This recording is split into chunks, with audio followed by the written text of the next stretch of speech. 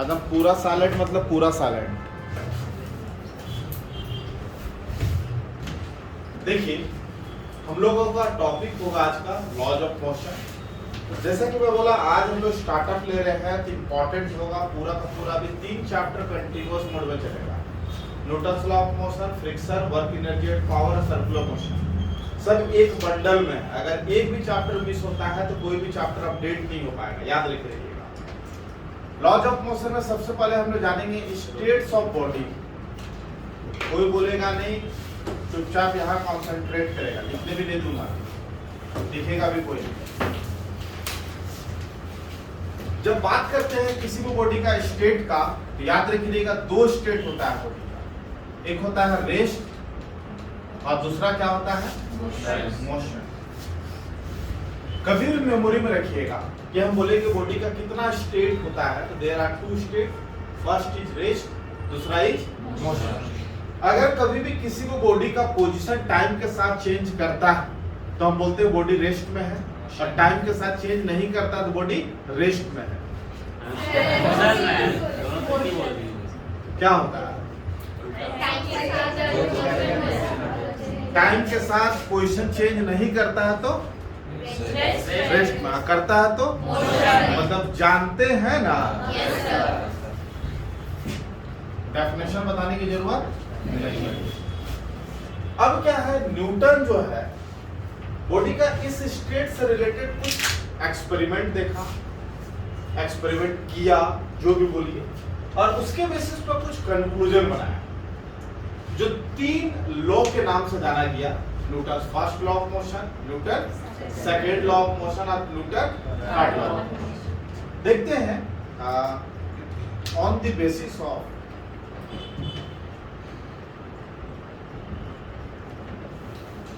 some experiment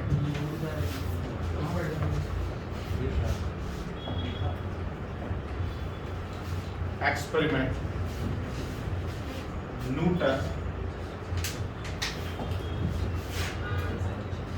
forwarded 3 law named Newton's law of motion. जिसमें सबसे पहला हम लोग आज जो फाइट करेंगे जिस चीज पर, उसका स्टार्टअप होगा Newton first law of motion से। कोई आप लोगों के बीच से बताएगा Newton first law of motion का स्टेटमेंट क्या है?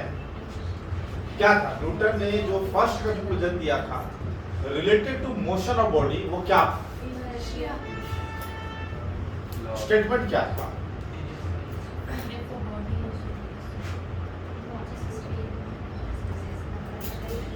This law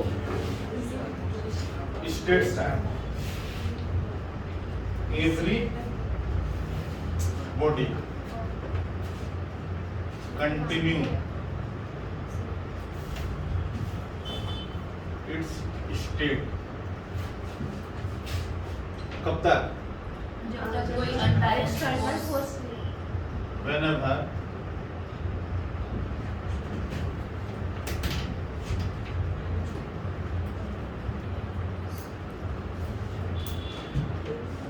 force acts on it. क्या? Unbalanced. क्या बोले? Unbalanced. क्या? External force लगा कहाँ ले सर वेट, सर बस एक फोर्स लगा रहे हैं उस पे, हो सकता है वो मूव ना करे। हम बोले कि कोई भी बॉडी अपना स्टेट को, इस लाइन को मैं बोल रहा हूँ कि कोई भी बॉडी अपना स्टेट को कंटिन्यू रखेगा। कब तक कंटिन्यू रखेगा? जब तक कि बाहर से कोई एक्सटर्नल फोर्स नहीं। मतलब मैं 20 मीटर पर सेकेंड से मूव कर रहा हूँ तो 20 मीटर पर सेकेंड से मूव करते रहूंगा। कब तक? बाहर से फोर्स ना लगे। 2 चीज के बारे में एक तो पहला tendency, first law of motion का स्टेटमेंट है कि कोई भी बॉडी अपना स्टेट को कंटिन्यू रख रहा है। कब तक रख रहा है? जब तक बाहर से फोर्स लगेगा तो स्टेट डिस्टर्ब हो सकता है, बाहर से फोर्स नहीं लगेगा तो स्टेट डिस्टर्ब मतलब 20 है तो 20, रेस्ट है तो रेस्ट, 30 है तो 30। ये समझने वाली बात है। अब फर्स्ट लॉ ऑफ मोशन के थ्रू दो चीज का इंट्रोडक्शन हुआ। फर्स्ट लॉ ऑफ मोशन जो है वो दो चीज के बारे में बताया। Motion gives idea about, first क्या था? फोर्स, तो इससे पहले हम लिख ले इनर्शिया, और दूसरा क्या था? Force. First law of motion के बाद हम लोग इस दो चीज के बारे में इंट्रोड्यूस किए, इनर्शिया और फोर्स। इनर्शिया क्या होता है? जैसा कि फर्स्ट लॉ का इंट्रोडक्शन है, क्या इंट्रोडक्शन है आप देखिए कि हर एक बॉडी चाहता है अपना स्टेट को क्या करे, कंटिन्यू रखे, मेंटेन रखे। मतलब 20 मीटर पर सेकंड से मूव कर रहा है तो 20 मीटर पर सेकंड से मूव करेगा, 30 मीटर पर सेकंड से मूव कर रहा है तो 30 मीटर पर सेकंड से मूव करेगा। कब तक मूव करेगा? क्लियर है? लेकिन गौर करने वाली बात है, ये जो प्रॉपर्टीज है बॉडी के पास, जिस प्रॉपर्टी की वजह से कोई भी बॉडी अपना स्टेट को क्या कर रहा है, मेंटेन कर रहा है, उस प्रॉपर्टी को ही क्या नाम दिया गया? इनर्शिया। मतलब इनर्शिया क्या होता है इसका इंट्रोडक्शन लिख सकते हैं, the property of a body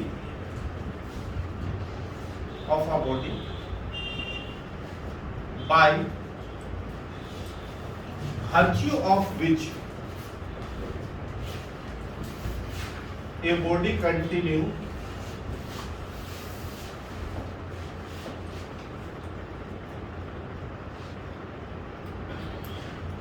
its state, अपना स्टेट को क्या करता है? कंटिन्यू करता है। जिस प्रॉपर्टी की वजह से, उस प्रॉपर्टी को इनर्शिया कहते हैं। और ये जो इनर्शिया नाम की प्रॉपर्टी होती है वो बॉडी का ओनली एक फैक्टर पर डिपेंड करता है, मास को। Very good. इनर्शिया जो आने वाला समय मोमेंट ऑफ इनर्शिया में कन्वर्ट होने वाला है। मोमेंट ऑफ इनर्शिया की इंपॉर्टेंट प्रॉपर्टी होने वाला है आने वाला समय। तो inertia of a body depends upon only mass. Only किसके ऊपर डिपेंड करता है? इनर्शिया नाम की प्रॉपर्टी ओनली मास के ऊपर डिपेंड करता है। मतलब जिस बॉडी का मास ज्यादा होगा उसके पास इनर्शिया नाम की प्रॉपर्टी ज्यादा होगी। इनर्शिया कम किसके पास होगा? मास का होगा।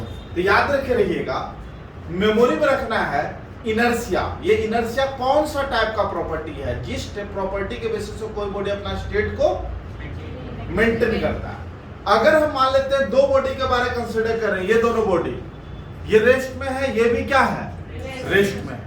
हमको इसको भी मोशन में लाना है, इसको भी मोशन में लाना है। मतलब दोनों का स्टेट को क्या करना है? डिस्टर्ब करना है। किसके पास ज्यादा टेंडेंसी अपना स्टेट को मेंटेन रखने का? देखने ही समझ आ रहा है, समझ रहे हैं? तो अब ये समझने वाली बात है कि इनकी मास ज्यादा है तो इनको मोशन में लाना हमारे लिए क्या होगा? टफ होगा, क्योंकि ये रोकना, मतलब ये चाह रहा है कि हम इसी स्टेट में बने रहे। इनको लाना, छुएंगे कि नहीं दीवार तोड़ के बाहर, समझ रहे हैं? तो समझने वाली बात है कि इनर्शिया का कम होना मतलब उसका स्टेट को डिस्टर्ब करना हमारे लिए क्या होगा? इजी। क्लियर है? अब जब हम इनर्शिया का इंट्रोडक्शन कर चुके तो इनर्शिया को तीन कैटेगरी में हम लोग का डिवाइड कर दिया गया। मतलब टाइप्स ऑफ इनर्शिया की बात करेंगे हम लोग। इसको तीन कैटेगरी में लाए। पहला होगा इनर्शिया ऑफ रेस्ट, दूसरा होगा इनर्शिया ऑफ मोशन, तीसरा होगा इनर्शिया ऑफ डायरेक्शन। डेफिनेशन यहां पर नहीं इंट्रोड्यूस करूंगा, आपको एग्जाम में नहीं पूछता है इसकी डेफिनेशन, आपको समझना है। इनर्शिया ऑफ रेस्ट क्या होता है? ये वैसा इनर्शिया है जिस इनर्शिया से कोई भी बॉडी अपना रेस्ट स्टेट को क्या करता है? मेंटेन रखता है। इनर्शिया ऑफ मोशन जिससे मोशन स्टेट को मेंटेन करता है। इनर्शिया ऑफ डायरेक्शन, जिससे अपना डायरेक्शन ऑफ मोशन को क्या करता है, मतलब आगे जा रहे हैं तो आगे ही रहे। मेरी बात समझ है? तो डेफिनेशन जो है ऑलरेडी इसका नाम में छुपा हुआ है, कहीं कोई दिक्कत नहीं होना। अब रह गया कि इसकी फायदा क्या है, लॉस क्या है। मान लेते हैं इनर्शिया ऑफ रेस्ट का एग्जांपल लेना चाहते हैं, इनर्शिया ऑफ रेस्ट का एक एग्जांपल लेना चाहेंगे, क्या होगा? मान लीजिए सीधा सा बात, ये ट्रक ले लेते हैं, ये ट्रक ले, और इस पर एक आदमी जो है इस प्रकार खड़ा है। अचानक ये ट्रक क्या है, स्टार्ट करता है अपना, नहीं होता खड़ा है ऐसा करके हीरो टाइप का बना हुआ, अचानक ट्रक स्टार्ट हो गया तो क्या हो जाएगा, यह आदमी क्या हो जाएगा, पीछे गिर जाएगा। क्यों ऐसा होगा, पीछे गिरेगा? आप खड़ा हो जाइए यहाँ पर और आपका पैर को खींचते देखते हैं क्या होता है। ऐसा मान लीजिए खड़े हैं और ये मेरा पैर को पकड़ के आगे खींच रहे हैं, तो हम क्या होंगे, बताइए क्या होंगे, पीछे गिरेंगे। अब पीछे खींचेगा तो आगे गिरेंगे। तो हो क्या रहा है समझिएगा, ये बॉडी जो है रेस्ट में है, बॉडी रेस्ट में है, बॉडी का हर इंडिविजुअल पॉइंट मास क्या है, रेस्ट में, और बॉडी का हर इंडिविजुअल पॉइंट मास चाहता है कि हम रेस्ट में रहे, वो चाहता है कि हम रेस्ट में रहे, हर इंडिविजुअल मास। अब क्या हो रहा है, जैसे ट्रक स्टार्ट हुआ, तो ट्रक किसके कांटेक्ट में है, पैर के। तो ट्रक जो है वो क्या करता है, पैर को आगे खींचता है फोर्स लगा के। तो सिंपल सा बात है, ऊपर का पोर्शन एज यूजुअल रेस्ट में बना रहना चाहता है, नीचे का पैर को कोई क्या कर रहा है, आगे खींच रहा है। तो क्या होगा बताइए, पैर आगे खींच गया, बॉडी यहीं पर आ गया, हम क्या हो जाएंगे पीछे। ये एग्जांपल है इनर्शिया ऑफ रेस्ट का। इनर्शिया ऑफ मोशन की अगर बात करें तो इनर्शिया ऑफ मोशन का आप लोग एग्जांपल देखते रहते होंगे साउथ का मूवी में, ठीक है। अचानक गाड़ी चल रहा है, ब्रेक मारता है एकदम, और आदमी कांच तोड़ के आगे से निकलते हुए दिखता है, देखे? यहाँ पर कुछ उसी प्रकार का होने वाला चीज है। जैसे ये गाड़ी चल रहा था, ऑलरेडी मोशन में था, इसके ऊपर एक आदमी है, ये भी इसके साथ मोशन में, हर इंडिविजुअल पॉइंट मास मोशन में। अचानक गाड़ी रोक दिया गया, रोक दिया। जैसे रोके, ट्रक पैर के कांटेक्ट में है, पैर पे क्या करेगा, वो फोर्स लगा देगा, रोक देगा। तो पैर को रोक देगा, जबकि अपर पोर्शन एज यूजुअल अपना मोशन को कंटिन्यू करना चाहेगा। तो पैर तो रुक गया, ऊपर ला कंटिन्यू, क्या हो जाएगा, गिरेगा किधर, आगे। ये इनर्शिया ऑफ क्या है, मोशन का एग्जांपल। इनर्शिया ऑफ रेस्ट का एग्जांपल भी समझ आ गया। इनर्शिया ऑफ डायरेक्शन का एग्जांपल मैं आप लोगों के ऊपर छोड़ दे रहा हूं। इनर्शिया ऑफ रेस्ट और इनर्शिया ऑफ मोशन का कुछ हमारे लाइफ में बेनिफिट भी है। जैसे स्टूडेंट लाइफ में क्या है, जैसे हम लोग कंबल ओढ़ते हैं, रजाई ओढ़ते हैं, धूल डस्ट गंदा कितना घुस जाता है, उसको धो पाना बहुत टफ होता है। तो हम लोग कहीं लटका दीजिए और डंडा लेके उसको देह मार स्टार्ट, समझ रहे हैं? क्या होगा, उससे जितना भी डस्ट रहेगा वो झड़ के क्या हो जाएगा, नीचे गिर जाएगा।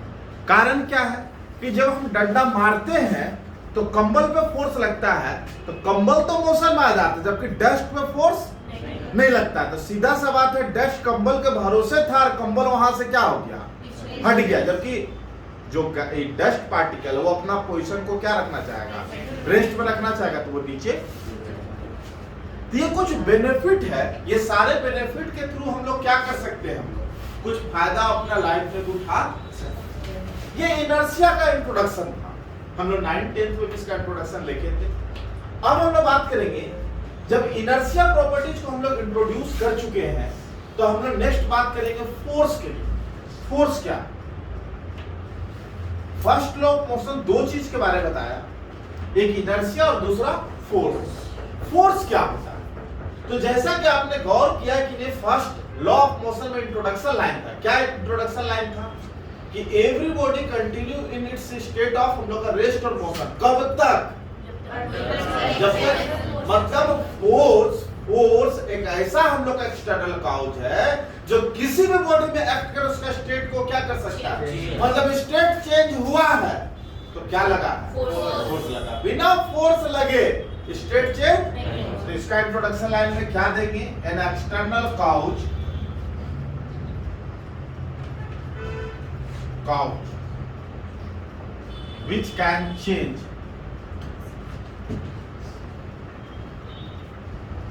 state of a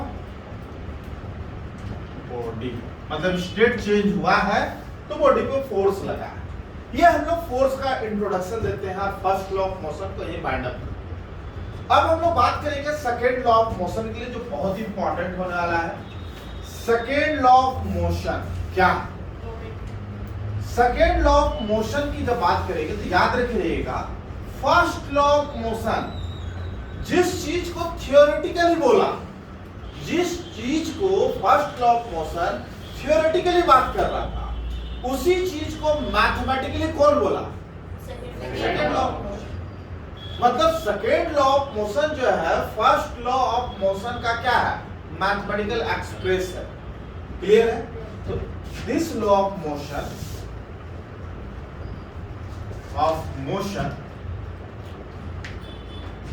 express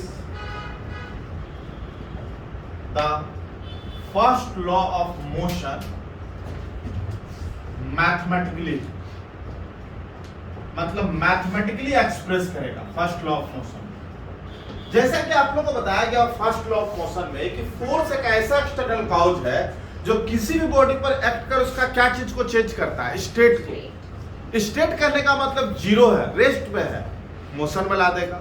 motion में है, रेस्ट में ला देगा। 10 मीटर पर सेकंड से मूव कर रहा है, 20 कर देगा। 30 से मूव कर रहा है, 5 कर देगा। मतलब ये सारे फैक्टर में हुआ क्या, ये बताइए। ये सारे चीज में क्या प्रोड्यूस हुआ, ये मैं जानना चाह रहा हूं। वेलोसिटी। क्या हम लोग का प्रोड्यूस हुआ? वेलोसिटी। चेक कीजिए क्या हुआ। रेस्ट में था, मोशन में लाया। मोशन में मतलब जीरो वेलोसिटी था, 20 मीटर पर सेकंड हुआ। क्लियर है? 20 था, जीरो हो गया। 30 था, 50 हो गया। 50 था, 5 हो गया। डायरेक्शन ऑफ मोशन इधर था, डायरेक्शन ऑफ मोशन इधर हो गया। सारे चीज में क्या चेंज हो गया, ये बताइए। वेलोसिटी। मतलब मैं ये कहना चाह रहा हूं कि फोर्स एक ऐसा एक्सटर्नल कॉज है जो किसी भी बॉडी पर एक्ट कर क्या प्रोड्यूस करता है? क्या प्रोड्यूस करता है? वेलोसिटी को चेंज करता है। मतलब क्या प्रोड्यूस करता है? एक्सेलरेशन। समझ आ रहा है? तो फर्स्ट लॉ ऑफ मोशन कहीं ना कहीं ये चीज को बोला कि किसी भी बॉडी को फोर्स लगेगा तो उस बॉडी में क्या प्रोड्यूस हो जाएगा? एक्सेलरेशन प्रोड्यूस हो जाएगा, जो फर्स्ट लॉ ऑफ मोशन का मैथमेटिकल व्यू है। लेकिन बोलने का तरीका अलग था, जिसको कैसे बोला गया ये देखिए। सबसे पहले first second law of motion जो है एक फिजिकल क्वांटिटी को इंट्रोड्यूस करता है, दैट इज मोमेंटम। क्या है? Second law of motion introduce, जैसे फर्स्ट लॉ ऑफ मोशन किस किस चीज का इंट्रोडक्शन देता है? फोर्स और इनर्शिया। तो सेकेंड लॉ ऑफ मोशन किस चीज का इंट्रोडक्शन देता है? Momentum. Introduce a new physical quantity known as momentum. क्या नाम से जानते हैं इसको? मोमेंटम के नाम से जानते हैं। आप जानना चाहेंगे मोमेंटम होता क्या है? किसी से भी स्टूडेंट से पूछेंगे तो क्या जवाब मिलता है, ये देखना है। Very good. यही हमको आपसे ये भी था एक्सपेक्टेशन कि याद रखिएगा मोमेंटम मतलब मास इनटू वेलोसिटी। अगर इस तरह से इंट्रोड्यूस करें, this is the wrong way. ये तो मैथमेटिकल फार्मूला बता रहे हैं, जैसे फोर्स क्या है तो बोलेगा मास इनटू एक्सेलरेशन। ये तो फोर्स का फार्मूला है। मोमेंटम क्या है? Mass into velocity. ये तो फार्मूला है किस चीज को निकालने के लिए? मोमेंटम को निकालने। मोमेंटम का डेफिनेशन क्या दिया जाएगा? तो फोर्स का डेफिनेशन क्या था? मास इनटू एक्सेलरेशन की क्या डेफिनेशन दिए थे? एक ऐसा एक्सटर्नल का जो किसी भी बॉडी पर एक्ट कर उसका स्टेट को चेंज करे, ये ना डेफिनेशन दिए थे। तो मोमेंटम का डेफिनेशन क्या होगा? बहुत ही इंपॉर्टेंट चीज है, कॉन्सेप्चुअल बात है कि याद रखे रहेंगे। मोमेंटम होता क्या है? It is a physical quantity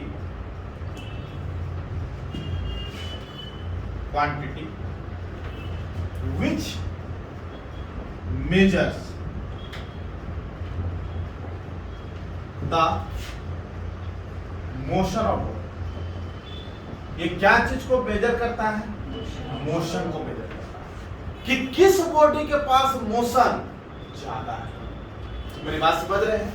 याद रखिएगा, मोमेंटम होता क्या, मास इनटू वेलोसिटी नहीं होता। मोमेंटम एक ऐसा हम लोग का फिजिकल क्वांटिटी होता है जो किसी भी बॉडी में हम लोग का मोशन का मेजरमेंट करता है। जैसे ये दो बॉडी है तो बोलेंगे इसके पास भी मोशन में है, ये भी मोशन में है, तो बोलेंगे किसके पास ज्यादा मोशन है, तो जिसके पास मोमेंटम ज्यादा होगा उसके पास ज्यादा मोशन है, जिसके पास मोमेंटम कम होगा उसके पास कम मोशन। मतलब याद रखे रहना है कि मोमेंटम मेजर क्या चीज को करता है, तो मोमेंटम क्या चीज को मेजर करता है। क्लियर है? अब रह गया कि कभी भी हम लोग का जानना है कि फलना फिलना जो भी बॉडी है तो उसमें मोशन किस में ज्यादा है, जिसमें मोमेंटम ज्यादा है उसमें मोशन ज्यादा होगा। मोमेंटम किस में ज्यादा है तो इसका मेजरमेंट की बात करेंगे। तो हम लोग अब बात करेंगे मेजरमेंट के लिए, मेजरमेंट ऑफ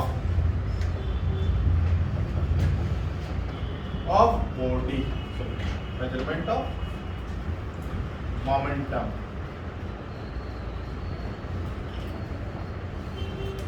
कैसे मेजर करते हैं? तो इसको हम लोग P से इंडिकेट करते हैं, और ये जो ऊपर फॉरवर्ड दिए हैं एरो नोटेशन जो बताना चाह रहा है कैसा क्वांटिटी है, वेक्टर। तो बताइए P का इंट्रोडक्शन क्या दिया गया है, M इंटू P। तो हम लोग यही सब फार्मूला बना सकते हैं कि मोमेंटम को कैसे मेजर करते हैं। It is the product of mass and velocity. क्या होगा? It is the product of mass and velocity, that is this line. तो कभी भी याद रखे रहिएगा ये वेक्टर क्वांटिटी है, it is a vector quantity, ये वेक्टर क्वांटिटी है जिसको डायरेक्शन कहां से मिलता है, वेलोसिटी से। Whose direction is along. अब बहुत इंपॉर्टेंट चीज है, मोमेंटम का मेजरमेंट करना सीख गए। इसकी मास कितनी है, 500 केजी। इसकी मास कितनी है, 500 केजी। वेलोसिटी कितना है, 5 मीटर पर सेकेंड, 5 मीटर पर सेकेंड। मेरी बात समझ रहे हैं? इसकी मास है 500 केजी और इसकी वेलोसिटी कितनी है, 5 मीटर पर सेकेंड। क्लियर है? अब इनकी बात करते हैं। इनकी मास कितनी है, 50 केजी। इनकी मास कितनी है, 50 केजी, लेकिन इनकी स्पीड जो है वो हम लोग 100 मीटर पर सेकेंड। क्या है, 100 मीटर। बताइए मोमेंटम इनका कितना होगा, 2500। इनकी कितनी होगी, कितना, 5000। क्लियर है? इनकी मोमेंटम कितनी हुई, 2500। इनकी मोमेंटम कितनी हुई, 5000। किसके पास मोशन ज्यादा है, 5000। इसके पास। अब समझने वाली बात है, जरा देरी पहले जो मिसिंग पॉइंट था सारे स्टूडेंट का कि किस बॉडी को रोक पाना आसान है, जिस हम लोग ये पढ़ते हैं जिसका मास कम है उसको रोक पाना, मतलब उसका स्टेट को डिस्टर्ब कर पाना क्या है, जिसका मास कम है उसका स्टेट को चेंज कर पाना इजी है। ऐसा नहीं होता है, याद रखिएगा। अगर आप ये लाइन पढ़े हैं कि किसी भी बॉडी में किस बॉडी का स्टेट को डिस्टर्ब करना आसान होगा, तो आप ये गलती हटा दीजिए। उस बॉडी का स्टेट को डिस्टर्ब करना आसान होगा जिसका मास कम होता है। याद रखिएगा, उस बॉडी का स्टेट को डिस्टर्ब करना आसान होता है जिसका मोशन क्या होता है, कम होता है। मतलब ये दोनों बॉडी में हम दोनों बॉडी का स्टेट को चेंज कराना चाह रहे हैं। किसमें आसान होगा स्टेट को चेंज कराना, इसका किसका, इसका। क्यों इसका आसान होगा हम लोग को, मोशन कम है, मोशन कम है। दिस इज द पॉइंट, याद रहेगा। तो किसी भी बॉडी का स्टेट को चेंज कराने में हम किस फैक्टर पे फोकस करेंगे, मोशन पे, कि किसके पास मोशन कम हो। सेकेंड लॉ ऑफ मोशन का स्टेटमेंट क्या है, सुनेगा कहीं से। Second law of motion, second law of motion states that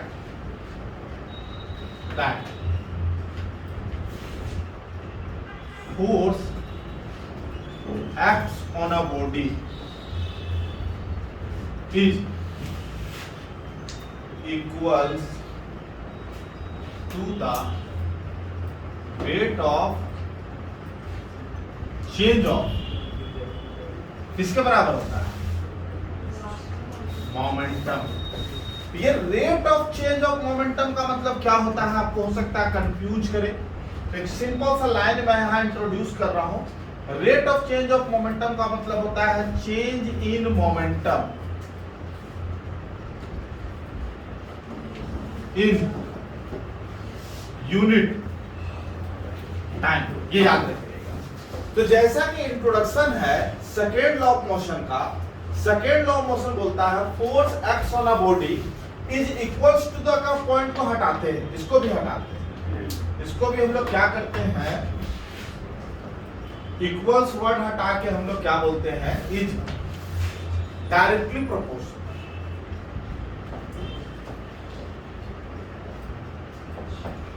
is directly proportional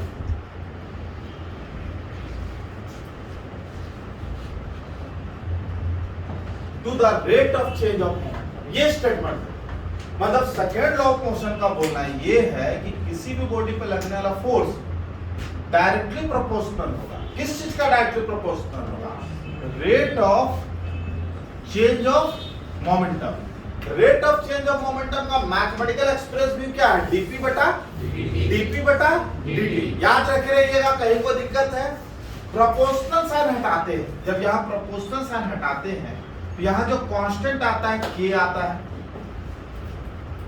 और इस कांस्टेंट का value k is a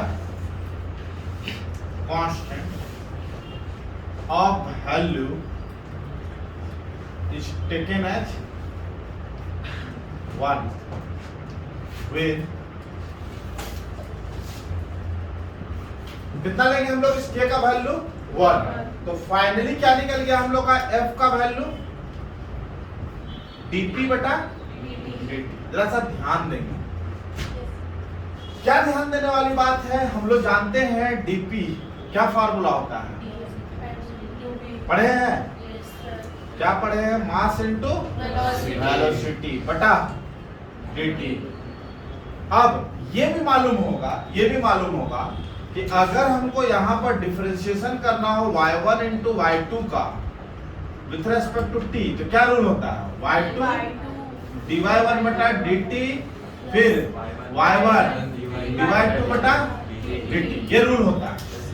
product rule ये होता है, यहाँ पर प्रोडक्ट रूल में क्या होगा, f का वैल्यू बताइए, v फिर dm बटा dt प्लस m और dv बटा dt।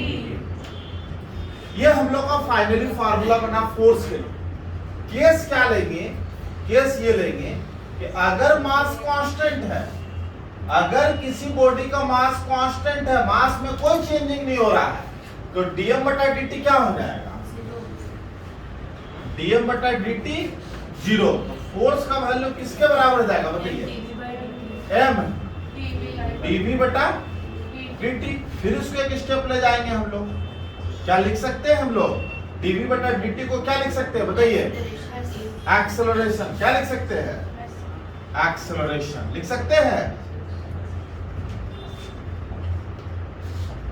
dv बटा dt आप लोगों को मालूम होगा क्या होता है, एक्सेलरेशन।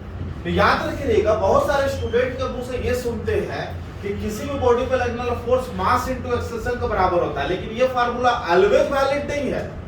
मास इनटू एक्सेलरेशन वाला फार्मूला ये वैलिड तब होगा जब किसी बॉडी का मास क्या हो, आने वाला समय ऐसा भी क्वेश्चन लेंगे जिसमें बॉडी का मास कंटिन्यूअसली क्या कर रहा है, चेंज हो रहा है, तो उसमें ये फार्मूला गलती से भी मत यूज कीजिएगा।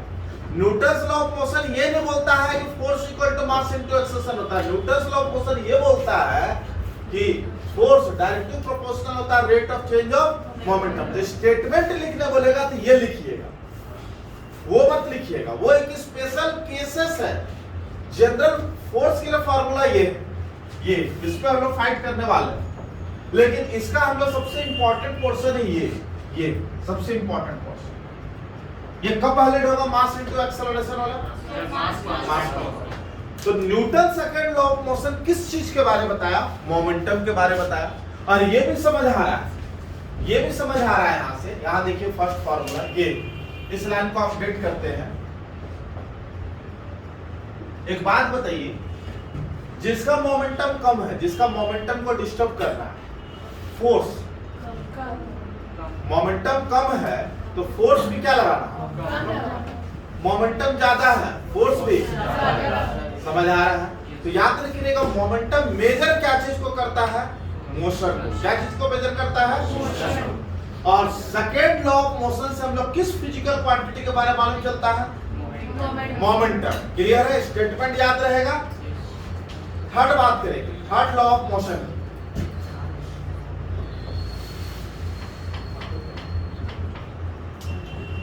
Newton's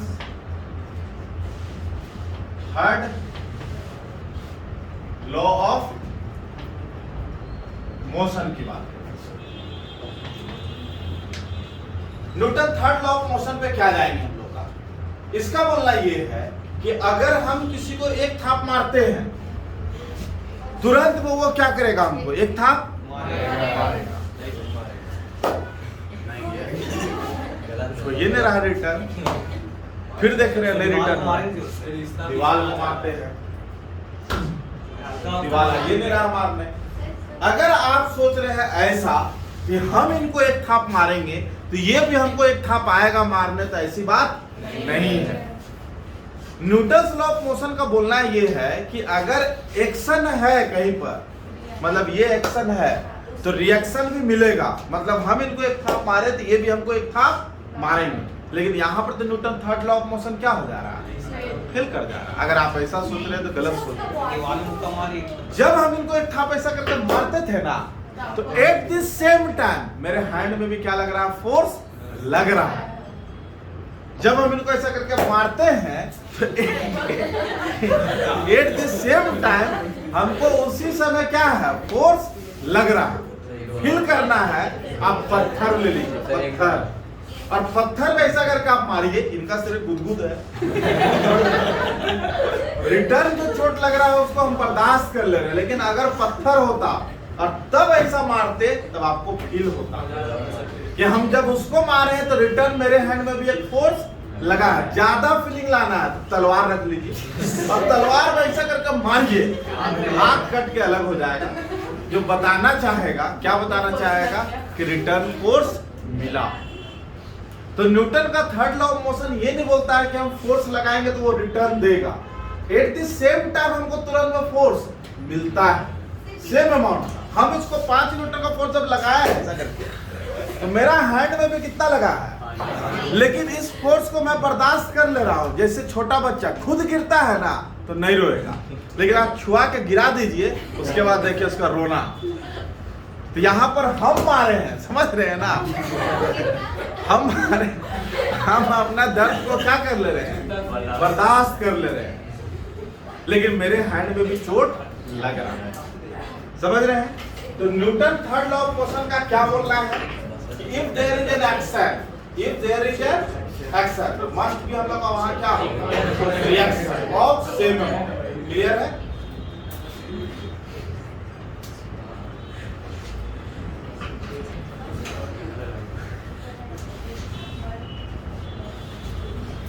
If action, there must be an reaction of same amount but opposite direction. Same instant, अभी जरा दिन पहले मैंने कुछ बात बोला था आपको। एट सेम इंस्टेंट क्या बोला? कि अगर कहीं भी एक्शन होगा, पॉज कर दीजिए।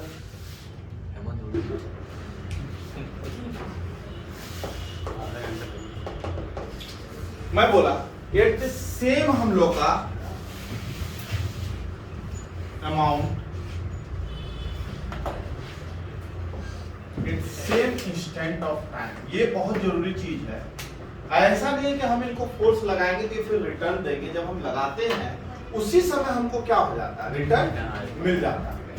ये समझने वाली बात है कि एक्शन और रिएक्शन दोनों क्या होता है, इक्वल होता है विद प्रॉपर नेगेटिव साइन, जो इंडिकेट कर रहा है कि एक्शन अगर ए से बी की ओर है तो रिएक्शन बी से ए।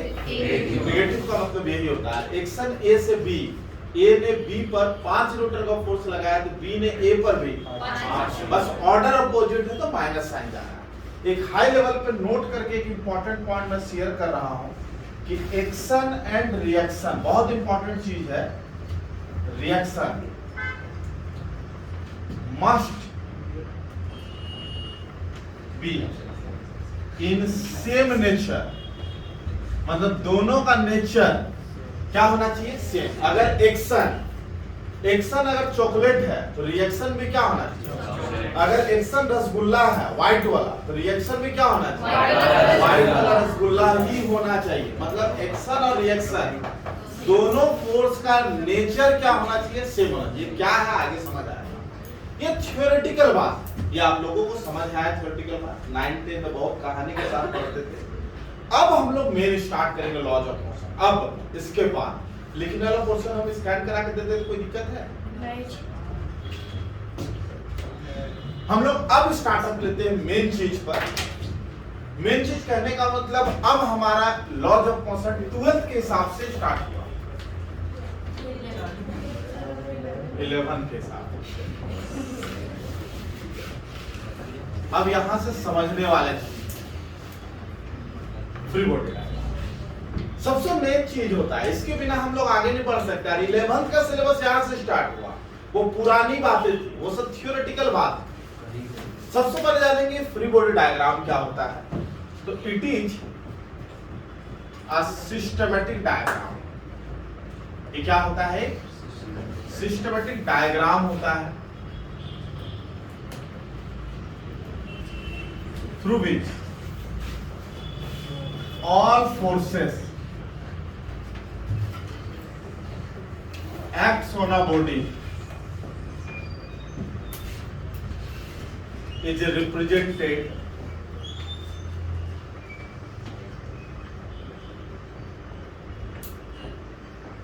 with direction। याद रखे रहना है, फ्री बॉडी डायग्राम क्या होता है, एक ऐसा हम लोग का सिस्टमैटिक डायग्राम होता है जिस सिस्टमैटिक डायग्राम से किसी भी बॉडी पर लगने वाला सारा फोर्स को विथ डायरेक्शन क्या करते हैं, रिप्रेजेंट करते हैं। मतलब मेरा फ्री बॉडी डायग्राम ड्रॉ करना है मेरा, तो मेरे पर कौन कौन सा फोर्स लग रहा है ये दिखाना होगा। इनका फ्री बॉडी डायग्राम दिखाना है तो इन पर कौन कौन सा फोर्स लगा है ये दिखाना है, याद रहेगा। इन्होंने कौन कौन सा फोर्स लगाया है ये नहीं दिखाना। मेरा फ्री बॉडी डायग्राम तो मेरे पर बाहर से कौन कौन सा फोर्स लगा है ये दिखाना। हमने किसको कितना ठोका कितना मारा ये नहीं दिखाना, याद रहेगा।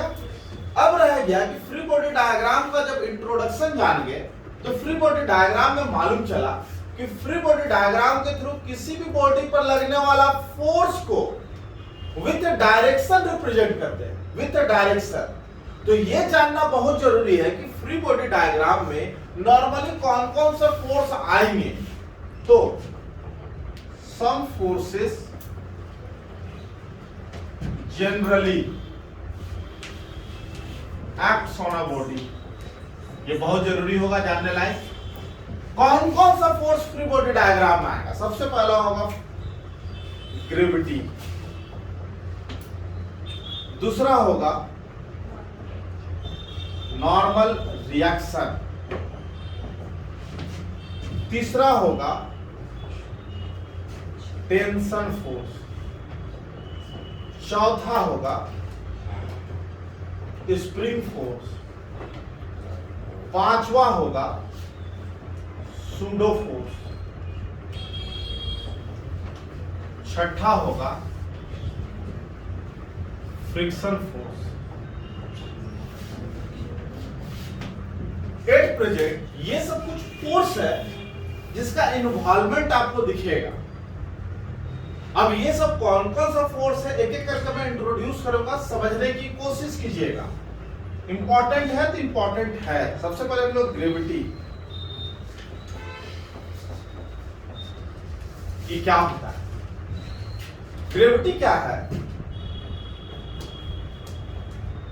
It is a force exerted by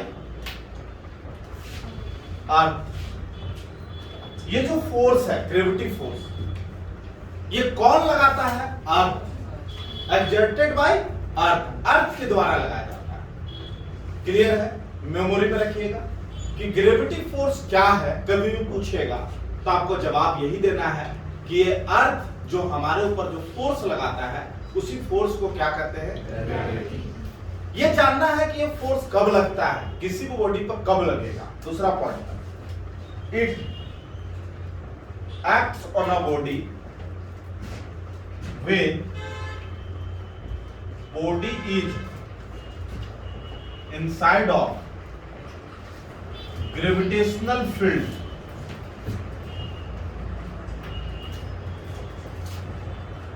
अर्थ। मतलब ये जो फोर्स है ग्रेविटी फोर्स किसी भी बॉडी पर कब लगेगा? जब वो बॉडी कहां पर हो? अर्थ का ग्रेविटेशनल फील्ड के अंदर हो।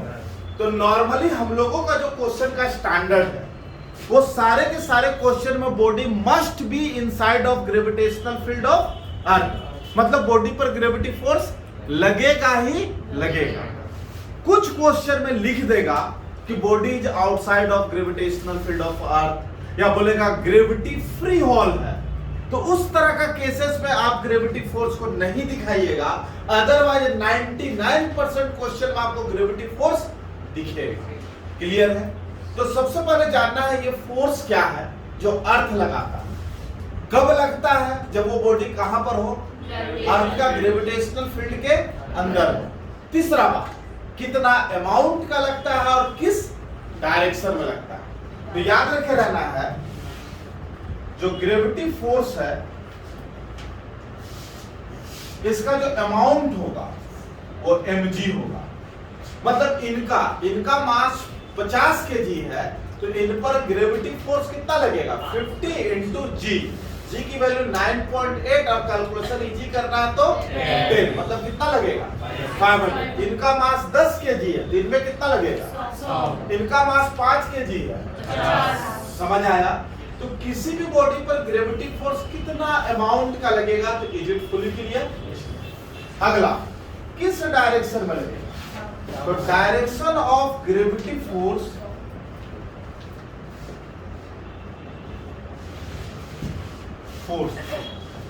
is always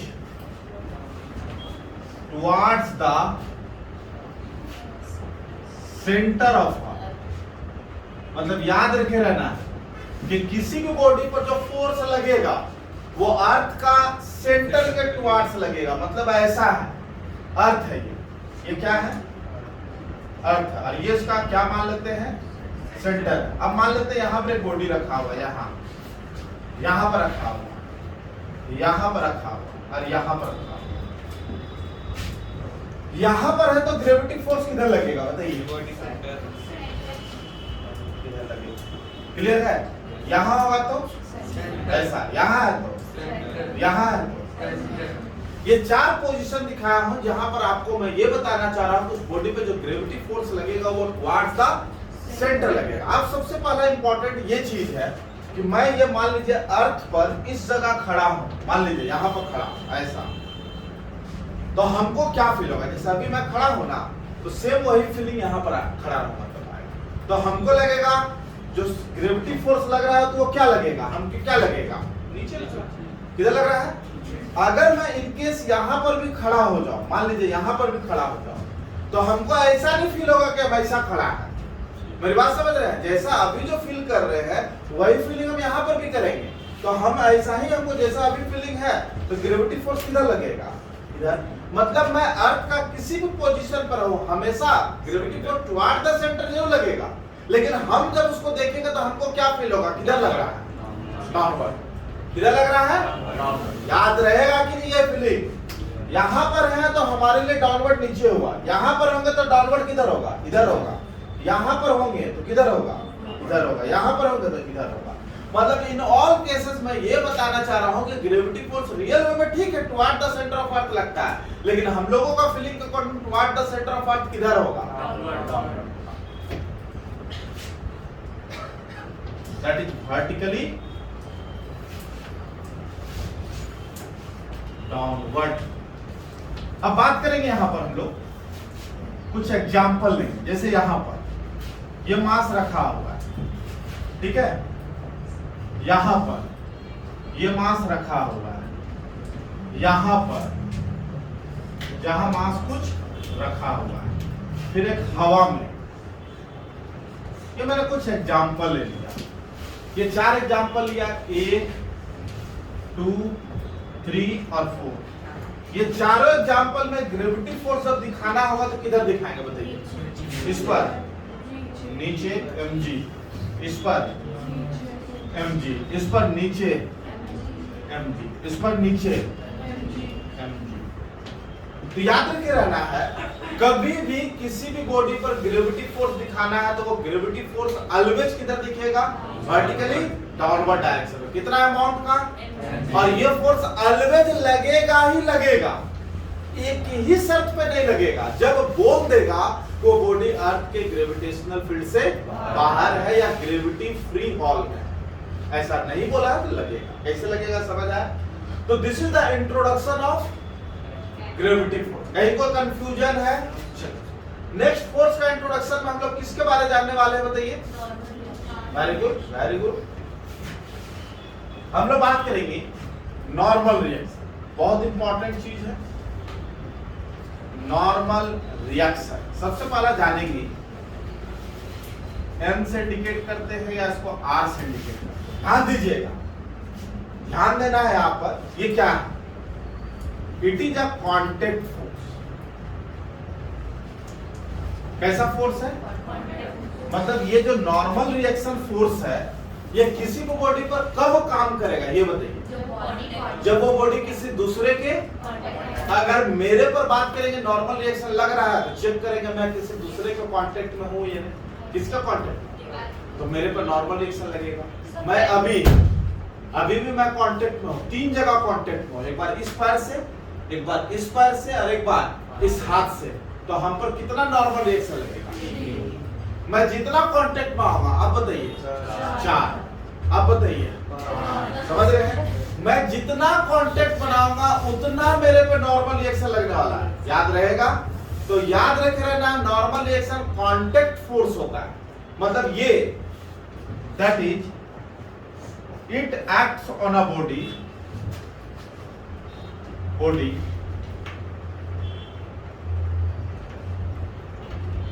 when it comes in contact with other।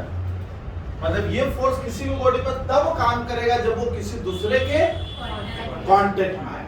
Sure हो गया इस फोर्स का इंट्रोडक्शन। अगला बात जानेंगे ये फोर्स किस डायरेक्शन में लगेगा और कितना अमाउंट का लगेगा।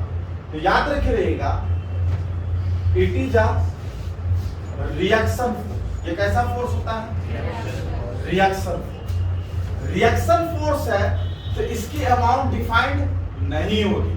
इसकी अमाउंट को डिफाइन करने के लिए आपको किसको डिफाइन करना होगा? एक्शन। ये तो रिएक्शन है ना, हम 5 न्यूटन लगाए तो हाथ पे कितना लगा? 10 लगाए, 10 कंडीशन है। तो याद रखिएगा ये रिएक्शन टाइप का फोर्स है, that is its magnitude depends upon condition. किस पर डिपेंड करेगा?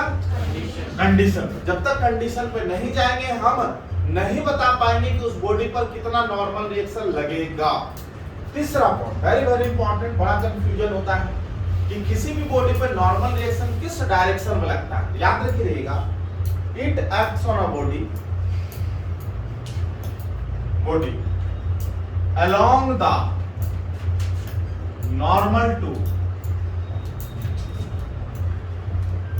contact surface।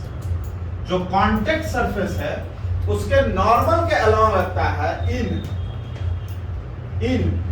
Repulsive nature. बहुत इंपॉर्टेंट चीज है रिपल्सिव नेचर, मतलब ये नॉर्मल रिएक्शन का नेचर जो होता है वो रिपल्सिव होता है। कहना मैं क्या चाहा, इस लाइन को समझा रहा हूं।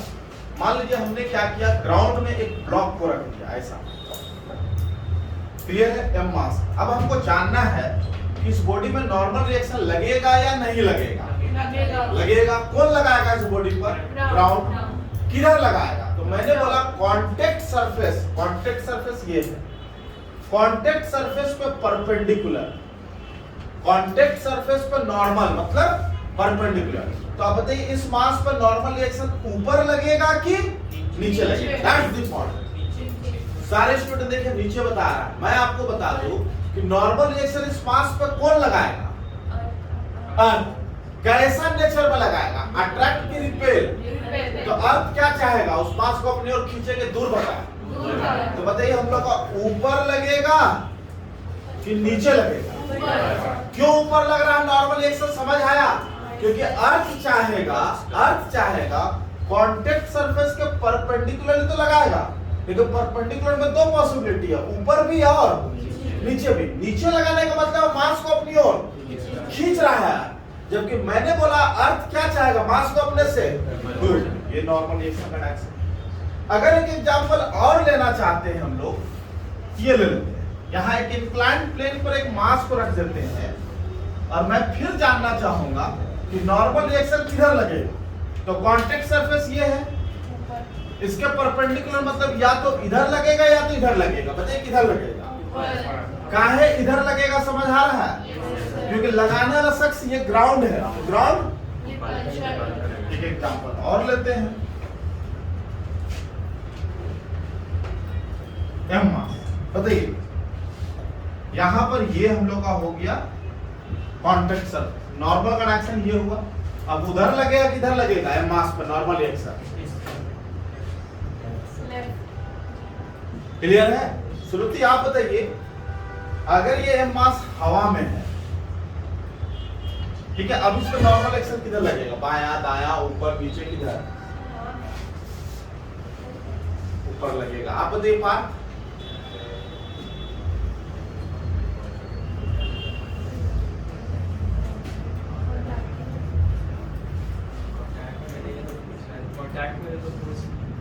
कांटेक्ट में है ही नहीं किसी का, तो फोर्स कहां से लगेगा? नो नॉर्मल, कोई नॉर्मल रिएक्शन इस पे नहीं लगेगा। समझ आ रहा है? फिर एक एग्जांपल और लेते हैं हम लोग। यहाँ पर ये एक इंक्लाइंड प्लेन है जिसके अंदर एक स्फीयर को डाल दिया गया है इस प्रकार ऐसा। आप बताइए इस पर कितना नॉर्मल रिएक्शन लगेगा आप लोग के पर? दो जगह कांटेक्ट में, यहाँ पर इसके परपेंडिकुलर ऐसा और एक बार इसके परपेंडिकुलर ऐसा। आपको मालूम होना चाहिए दोनों सेंटर से ही पास करेगा। क्लियर है? यहाँ पर दो, एक चीज याद रखे रहेगा, किसके परपेंडिकुलर लगता है? जो लगाता होगा। जैसे हम इसके कांटेक्ट में आए तो हम पे नॉर्मल रिएक्शन कौन लगा रहा है? वॉल। तो वॉल के परपेंडिकुलर लगाना है, याद रहेगा? वॉल के परपेंडिकुलर लगाना है। क्यों मैं बताया? समझते हैं, क्वेश्चन हाई लेवल में फ्यूचर में देखना है। ये ऐसा वर्टिकल वॉल है, यहाँ पर एक सीढ़ी डाल दी है ऐसा, ठीक है। अब इसमें बोलेगा कितना नॉर्मल रिएक्शन लगेगा? बताइए। दो। इस सीढ़ी पर दो लगेगा। कौन को लगाएगा? Ground direct. किधर किधर लगेगा? बताइए। कौन लगाएगा? कौन?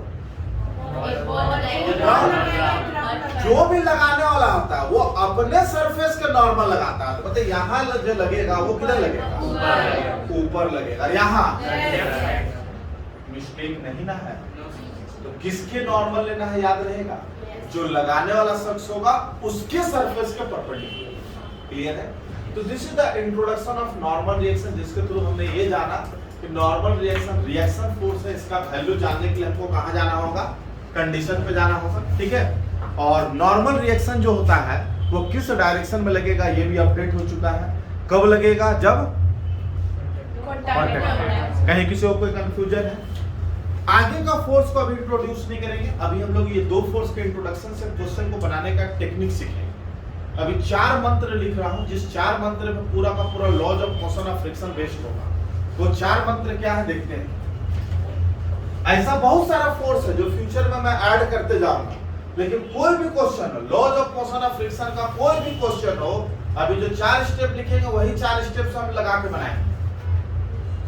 क्या है? Step to solve problems of NLM. NLM का कोई भी प्रॉब्लम को सॉल्व करने का क्या स्टेप होगा? फर्स्ट, सबसे पहला स्टेप क्या करेंगे? Draw free body diagram of all bodies present in given system. System में जितने भी बॉडी हैं सारे के सारे बॉडी का क्या कर लेंगे? Free body diagram. ये पहला स्टेप है। दूसरा स्टेप में क्या करेंगे? Resolve all forces along the motion। और दूसरा परपेंडिकुलर टू द मोशन। ये 2 स्टेप में हम लोग क्या करेंगे? अगला स्टेप फुलफिल करेंगे। तीसरा स्टेप की जब बात करेंगे हम लोग, तो नेट फोर्स निकालेंगे along द मोशन। इसको किसके बराबर करेंगे? मास इनटू एक्सेलरेशन के बराबर। और चौथा स्टेप में क्या होगा? Net force perpendicular to the motion, वो किसके बराबर करेंगे? 0। लॉज ऑफ मोशन का कोई भी न्यूमेरिकल हो, कोई भी क्वेश्चन सॉल्व करना हो, ये 4 स्टेप है जो आपको बताएगा हमको बढ़ना कैसे। आते हैं क्वेश्चन पर, जरा देखेंगे हम लोग क्या दिक्कत आ रहा है इस पर। इस क्वेश्चन की बात करेंगे हम लोग। ये बॉडी 2 kg का है, इस पर इधर से हम लोग का 10 न्यूटन का फोर्स लगा है। आपसे 2 चीज पूछा जा रहा है, एक्सेलरेशन ऑफ 2 kg मास, और दूसरा पूछा जा रहा है normal reaction x on 2 kg। ये 2 चीज पूछा है, एक्सेलरेशन और नॉर्मल। बताइए क्या स्टेप करना है? सबसे पहला क्या करेंगे? सबसे पहला फ्री बॉडी डायग्राम। सिस्टम में कितने बॉडी है? एक। कौन कौन सा फोर्स लगेगा? एक ग्रेविटी कितना? 2g, और दूसरा नॉर्मल किधर? अपवर्ड। ले ले। और एक एक्सटर्नल जो दिया हुआ है, जिसका बायोडाटा दिया हुआ है। तो टोटल इस बॉडी पे कितना फोर्स लगा है? 3। कहीं कोई दिक्कत? आप लोगों का सेंस क्या बोलता है? अगर ये बॉडी मोशन करेगा तो ऊपर जाएगा कि नीचे जाएगा? ये बताइए। नीचे जाएगा ना ऊपर जाएगा? किधर जाएगा? राइट जाएगा। ये जो लाइन है, ये कौन सा लाइन है? Along the motion. ये अलोंग द मोशन है, तो ये जो लाइन होगा परपेंडिकुलर टू द मोशन। तो आप डिफाइन कर चुके हैं अलोंग द मोशन कौन सा लाइन है, परपेंडिकुलर टू द मोशन कौन सा लाइन है। पहला स्टेप हुआ। दूसरा स्टेप में आएंगे तो resolve all forces along the motion of perpendicular to the motion. देखिए यहाँ पर ये तीनों फोर्स में ऐसा कोई भी फोर्स है क्या जो out of line of motion है, परपेंडिकुलर टू द मोशन है? नहीं। ऑलरेडी ये फोर्स इस लाइन के अलोंग है, ये फोर्स इस लाइन के अलोंग है, ये फोर्स इस लाइन के अलोंग है। तो रिजॉल्व करने की जरूरत नहीं। क्यों नहीं है जरूरत? समझ आ गया, क्योंकि सारे फोर्स ऑलरेडी पहले ही से क्या है? लाइन ऑफ मोशन और perpendicular to the line of motion है। तो सेकंड स्टेप को करने की जरूरत। थर्ड स्टेप में जाएंगे। Net force along the motion किसके बराबर होगा? मास इनटू एक्सेलरेशन। बताइए अलोंग द मोशन कौन सा फोर्स लग रहा है? देखिए net force along the motion इसके बराबर करेंगे मास इनटू एक्सेलरेशन। कितना लिखेंगे? 10 और 2a। a का वैल्यू कितना निकलेगा? 5।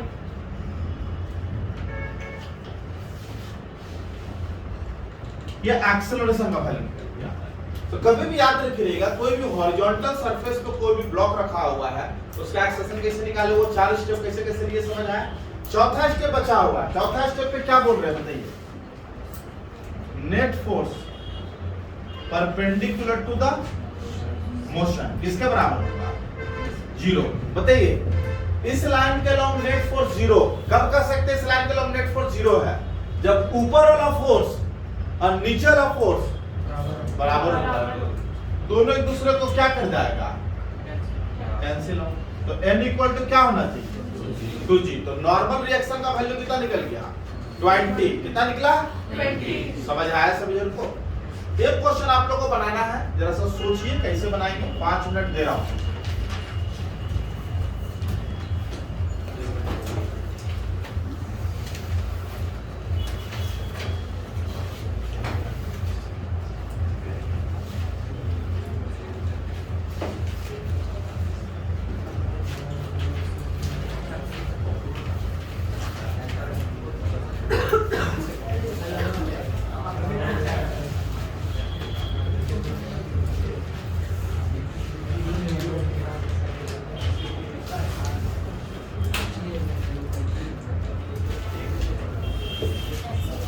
चलिए बनाएंगे।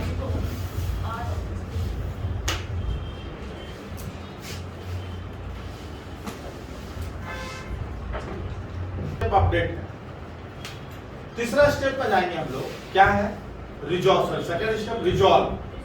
बताइए n को रिजॉल्व करने की जरूरत है क्या, नहीं। 2g को रिजॉल्व करने की जरूरत है क्या, किसको रिजॉल्व करेंगे, f। इसको जब रिजॉल्व करेंगे हम लोग, इधर जब कंपोनेंट जाएगा इसका क्या होगा, 20 cos 37 20 into 4/5 16।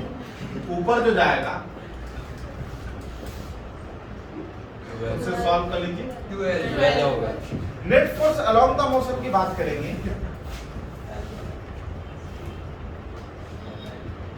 मोशन की बात करेंगे, कितना के बराबर होगा, mass into along the motion net force कितना लग रहा है, 16। इस लाइन के अलोंग एक ही फोर्स है 16।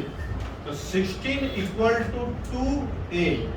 a का वैल्यू 8 मीटर पर सेकंड। कोई दिक्कत।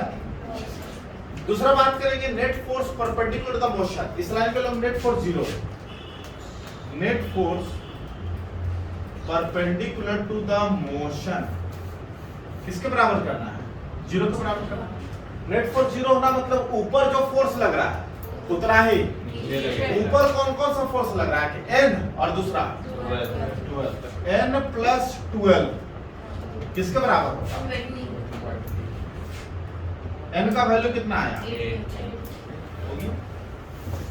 कोई परेशानी है, समझ आ रहा है इसके। एक क्वेश्चन और लेंगे जो फेमस क्वेश्चन है आप लोग का, वेरी वेरी इंपॉर्टेंट, रिजल्ट रट रहा है इसका। ये एक इंक्लाइंड प्लेन है, फेमस क्वेश्चन है, रिजल्ट रट के रखना है। ये थीटा है, इसके ऊपर m मास रखा हुआ है। आपको दो चीज बताना है, पहला है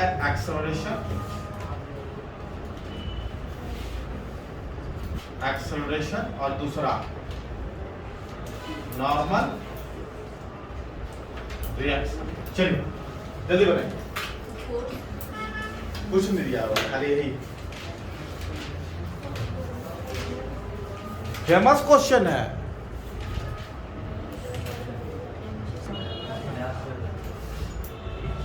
पहला स्टेप में मैं बोला ना, आपको टेंशन नहीं लेना, वो 4 स्टेप को याद कीजिए ना। कौन कौन सा फोर्स लगेगा बताइए, और कैसा लगेगा, सरफेस के परपेंडिकुलर। यही ना 2 लगेगा। मोशन कैसे करेगा बताइए तो आप, उड़ के हवा में से गिरेगा, कैसे गिरेगा, ये लाइन होगा, ये कौन सा लाइन होगा, along the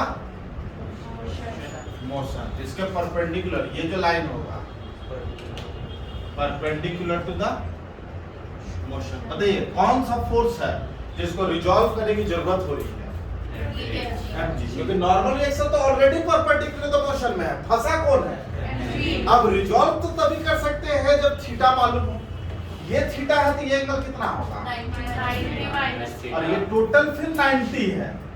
ये एंगल थीटा mg का जो इधर कंपोनेंट उठेगा बताइए कितना होगा mg cos थीटा इधर वाला इधर mg किसके साथ थीटा एंगल बना रहा है तो इधर mg cos theta cos theta और इसके परपेंडिकुलर इधर जो टूटेगा mg sin थीटा कहीं कोई दिक्कत है। सेकंड स्टेप हो चुका। थर्ड स्टेप क्या करेंगे? थर्ड स्टेप में net force along the motion किसके बराबर करते हैं? नेट फोर्स कितना है along the motion? mg sin theta mass into acceleration famous question है जी साइन थीटा रट के रखना है पहला। दूसरा net force perpendicular to the motion किसके बराबर होगा? mg cos जीरो होगा ना। इस लाइन के लोग नेट फोर्स जीरो मतलब इधर कौन सा फोर्स है? नॉर्मल। इधर mg cos थीटा दोनों क्या हो जाएगा? रट जाना है। ये रिजल्ट रट जाना है। ये क्वेश्चन को ही याद कर लीजिए रट जाइए। लेकिन जानिए कि ये क्वेश्चन बना कैसे। हाँ बताइए क्या हुआ अनुभव? इसको अप्लाई कब करना है? क्या अप्लाई कब करना है? क्वेश्चन जब मिलेगा तो अप्लाई करेंगे ना। लेकिन ये रट जाइए ना वेट प्रेजेंट कभी भी इंक्लाइंड प्लेन पर ये। लेकिन रिजल्ट तब वैलिड होगा जब सरफेस फ्रिक्शन नहीं हो स्मूथ सरफेस। सरफेस कैसा हो? क्लियर है? ये क्वेश्चन ले ले। ये क्वेश्चन हम लोग ले रहे हैं आप लोग सोच के रखिएगा। ये लेंथ है L। ये कितना लेंथ है? L। यहां से यहां तक का लेंथ L है। आपका क्वेश्चन ये मैं बोल रहा हूं अरेंज कर रहा हूं। Time taken by block to reach the bottom of inclined plane। Time taken by block to reach the bottom of inclined plane मतलब इस ब्लॉक को यहां से यहां तक आने में कितना टाइम लगेगा। जैसे योर क्वेश्चन फेमस क्वेश्चन है लिख लीजिए इसको। संडे को फिर मैं क्लास लगाया हूं आप लोग का। सैटरडे भी रहेगा संडे भी रहेगा। आप किस्मत साथ दिया तो संडे को मैं फिनिश भी कर दूंगा आप लोग एग्जामिनेशन के पॉइंट ऑफ व्यू से। इसलिए मैं लिखने नहीं दे रहा था। हाँ एक बात मैं बता दे रहा हूं अगला क्लास में पूछ दिया और ही हाँ है किए ना सपोर्ट मांगे फेंक देंगे खिड़की से। याद रखिएगा शीशा का खिड़की में करवा दीजिए।